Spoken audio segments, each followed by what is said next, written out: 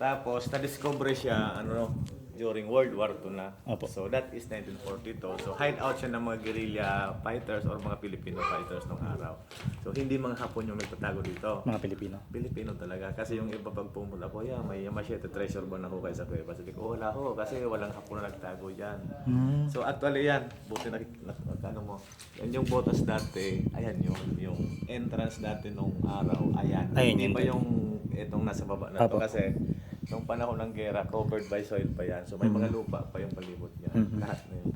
Baga ito, hindi masyadong Ito halata. mismo yung daanan. Tapos itong mga butas na yan, binuksan siya noong 1970 na. So naging tourist spot na siya. Opo. Yan. Nice. Inalis na yung mga naka mga lupa siya nakatapon. So ganon. Opo. So 1970 na siya naging tourist spot. Unang tourist spot sa Albay. Ito yun, Puyo-Puyo Cave. Ito po. Pero during that time, 1970, ano siya?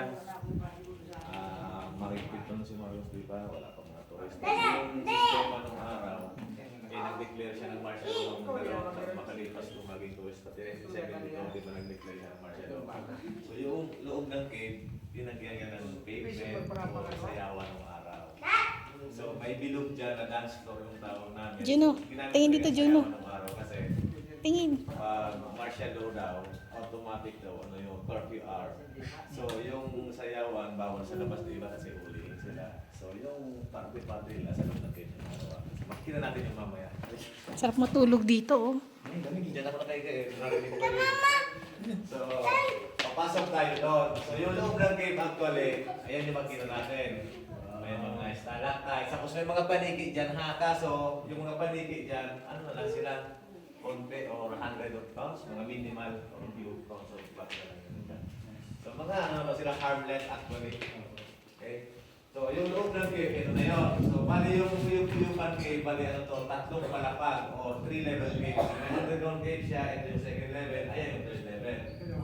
So maliit na cave lang yan, so mga bata pwede dyan. Kaso hindi naman talaga aakyat din yan ngayon kasi maliit na yung loob niya, tapos lumihan na yung mga crystal. So mapapansin niyo yung palibot ng cave, may mga bigita, may mga ganyan-ganyan, crystal siya. Galing din yan doon sa tubig, yung mga galing sa dulong mga to. Opo. So ang tawag yan, di ba, stalactites? Tapos yung stalactites na yan, may tubig. Pag patak niya, nagiging stalagmite. Ayan yun. So lumalaki. So yung tendency mo ng mga bato na yan is mag-grow tapos mag-connect or magdikit pagdating ng panahon. So yung kuweba, magsasara to, time will come. So matagal na panahon pa kasi yung pag-aaral nila, yung stalagmite ay tumutubo ng 1 inch per century. So 100 years yung hinihintay. Bago maging, wala pa tayo to. Pero ganyan talaga yung mangyari. Magiging column sila, di ba? Yung mga ganyan hanggang ano na siya, flooring siya. From ceiling to flooring, yan, nagtigil sila. Yung patak niya, nagiging bato Yes, din. kasi ito, tawag ba dito, stalactite. So from ceiling siya kasi yung stalac, yung sidon. Tapos stalagmite naman, from ground. Yung gina doon, ground. Tapos ang tendency sila is mag-connect or magdikit. Yan, huwag nakawakan. Huwag nakawakan. Kaya ka lang. Okay. So, papasok tayo dito. So, ganito yung sistema ng cave. Yung flooring dyan, diba, lupa siya. May mga patak-patak ng tubig. So, basa siya. So, may tendency na madulas kayo. So, ingat na lang.